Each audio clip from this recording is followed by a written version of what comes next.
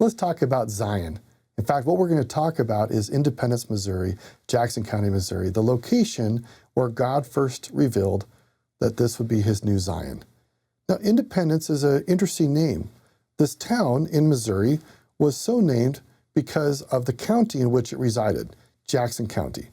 It was named after Senator Andrew Jackson, who was a war hero in the United States War against Britain in 1812.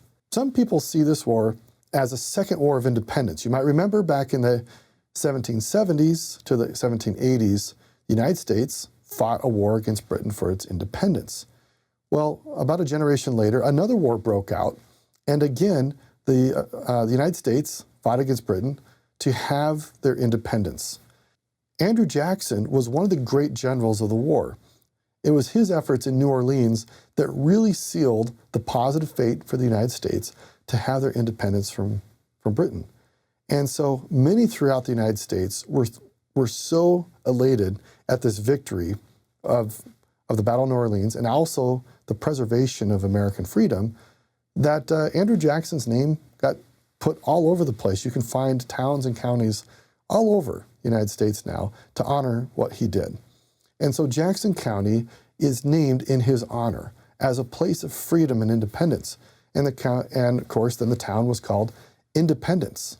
I just find that very interesting because Independence then becomes the starting point, the jumping off point for three of the major trails that contribute to Western expansion. You have the Santa Fe Trail that originates there in 1822, the Oregon Trail in 1836, and later the California Trail in 1843. So Independence really is like the first spot that people get to before they head out west. I find it really interesting that God would name this the place of Zion. And when Joseph Smith first arrived, here's one of the things that he said. When will the wilderness blossom as the rose? When will Zion be built up in her glory? And where will thy temple stand upon which all the nations shall come in the last days?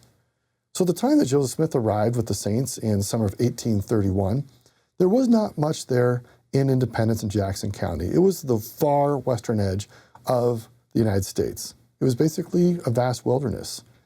And so it was hard for some of the early saints to imagine this is Zion when there's basically nothing there.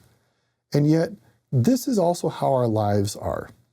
We begin this life with the promise of experiencing God's full love. But as young babes, we're not fully developed. We have a life where we have to grow and work and sometimes experience pain and heartache and difficulty. But over time, we grow and develop and become.